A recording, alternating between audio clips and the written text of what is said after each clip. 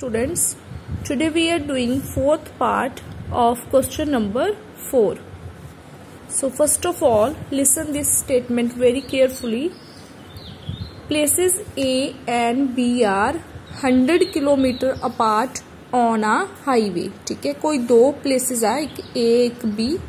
ठीक है, 100 kilometre apart मीनस दोनों के विचकार जो डिस्टेंस है वो कितना 100 kilometre. One car starts from A. ठीक है, चलो मैं इत्थे बना ही लैनी है. सब तो पहला this one A, this is B. दोनों के विचकार जो डिस्टेंस है वो कितना 100 kilometre. One car starts from A. ठीक है, एक कार जो ए तो स्टार्ट होंगी है and another starts from B at the same time. ठीक है, एक कार है जी ए तो स्टार्ट होंगी है, दूसरी बी तो. If the cars travel in the same direction. ठीक है, अगर वो सेम डायरेक्शन वाल मूव कर दियाँ. ठीक है, एट डिफरेंट स्पीड्स दोनों दियां की है different. They meet in 5 hours. तो वह 5 घंटे बाद मिल जांदियां. सैकेंड केस की अपना if they travel towards each other they meet in 1 hour. अगर वो एक दूजे वाल मूव कर दियां तो वह 1 घंटे बाद मिलदियां.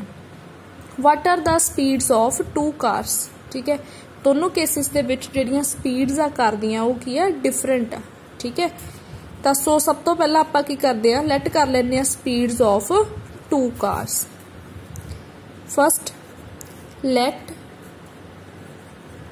speed of car which start from A, right, x kilometer per hour. Second, let speed of car which start from B, that is y kilometer per hour. ठीक है, दोनों दी आपां स्पीड सिलेक्ट कर लिया. हुण देखो सब तो पहला जिहड़ी स्टेटमेंट आपां इत्थों तक करांगे. ठीक है, भी मतलब इहदे विच आपां 2 केस लवांगे. एक जदों दोनों कार्स आ जिहड़ियां ओह सेम डायरेक्शन विच मूव कर रहीआं. ठीक है, सैकेंड केस होएगा जदों दोनों एक दूजे वल मूव कर रहीआं. ठीक है, case first, when they travel in same direction. ठीक है, तो देखो जदों वो दोनों सेम डायरेक्शन वाल मूव करनगियां तो मैं लेट कर लेनी है कि वो दोनों इस तरफ जा रही हैं. ठीक है, ए भी इधर वाल जा रही है, बी भी इधर वाल जा रही है. लेट कर लिया भी वो किसी पॉइंट सी ते इत्थे आके मिलदियां आफ्टर 5 आवर्स. ठीक है, इवें क्या सी ना कि जदों सेम डायरेक्शन वाल जांदियां डिफरेंट स्पीड्स ते मीट इन 5 आवर्स, 5 घंटियां बाद वो मिल जांदियां. तो आपां वो पॉइंट की लेट कीता सी जदों वो 5 घंटियां बाद मीट करदियां. तो सब तो पहला हुण आपां देखदे हां जो कार ए तो स्टार्ट हुई सी उहने कितना डिस्टेंस ट्रैवल कीता. डिस्टेंस ट्रैवल्ड बाय कार, मैं सीधा इत्थे ए लिख दिनी है. जो कार ए तो स्टार्ट हुई मैंने लिखता बाय कार ए. ठीक है, देखो जो ए कार आ उन्हें कितना डिस्टेंस ट्रैवल किया होगा ए सी. ठीक है, जो ए तो चली सी एक बी तो चली सी, दोनों सी ते मीट कीतियां. ए वाली ने ए सी डिस्टेंस कवर किया होगा, बी वाली ने बी सी, ए सी. ठीक है, हुण अपने कोल एक फॉर्मूला हुंदा, तुसीं पढ़िया होएगा, डिस्टेंस कादे इक्वल हुंदा स्पीड इनटू टाइम. ठीक है, हुण आपां एसी डिस्टेंस फाइंड करना ना. हुण देखो स्पीड आ जिहड़ी वो कितनी है ए वाली कार दी x, टाइम दोनों लई की है 5 आवर्स. ठीक है, तां की आ जाएगा 5 इंटू एक्स. तो एसी वाला डिस्टेंस की आ गया अपना 5x. Clear. Same distance travelled by car B. हुण जो बी उन्हें कितना डिस्टेंस कवर किया BC.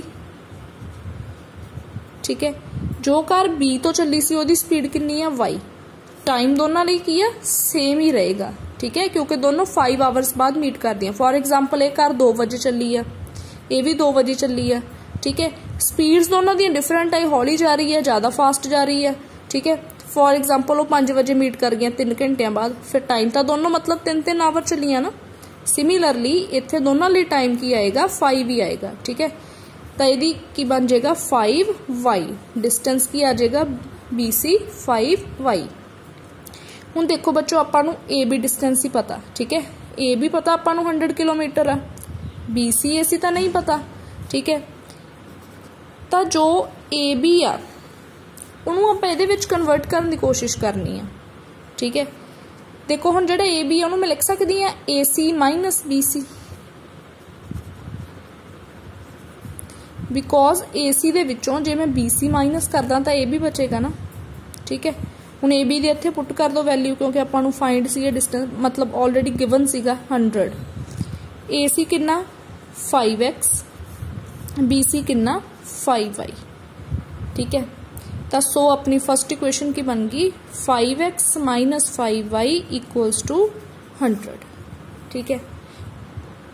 हुण अपना सेकंड केस की आएगा,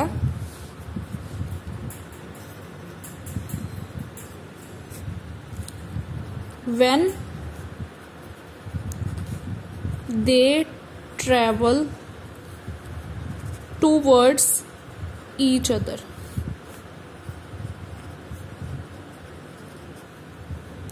राइट, जदों वो दोनों एक दूजे वाल जाणगियां, ठीक है। जिवें आपां लास्ट फस्ट कंडीशन बनाउण दे विच आपां लेट कीता कि ओह C पॉइंट ते मीट करदियां।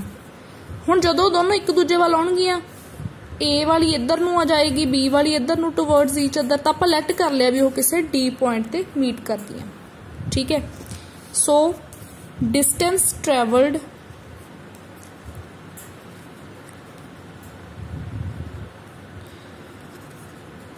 बाय कार A, ठीक है। हुण जिहड़ी A कार आ वो कितना डिस्टेंस ट्रैवल करेगी AD, तो ब्रैकेट च इत्थे मैं लिख दिनी है AD, ठीक है। हुण जिहड़ी A वाली कार आ उहदी स्पीड कितनी है x, ठीक है। डिस्टेंस किवें फाइंड करना, स्पीड इनटू टाइम, ठीक है। स्पीड x आ, टाइम हुण देखो कितना आफ्टर 1 आवर मीट कर जांदियां, तो दोनों लिए टाइम की आएगा 1 ही, ठीक है। तो 1x आ गया, ठीक है। Similarly distance travelled by car B, हुण B वाली कितना डिस्टेंस ट्रैवल करेगी BD, ठीक है, जदों दोनों एक दूजे वाल आ रही हैं BD, ठीक है। जो B वाली कार आ उहदी स्पीड कितनी है y, ठीक है। टाइम दोनों ਲਈ आ जिहड़ा वो कितना रहना 1 आवर, ठीक है। तो की आ जाएगा 1y। हुण आपां नूं देखो सिमिलर जिवें आपां फस्ट केस च कीता भी आपां नूं तां ये भी पता ना, ठीक है। आपां AB नूं इत्थे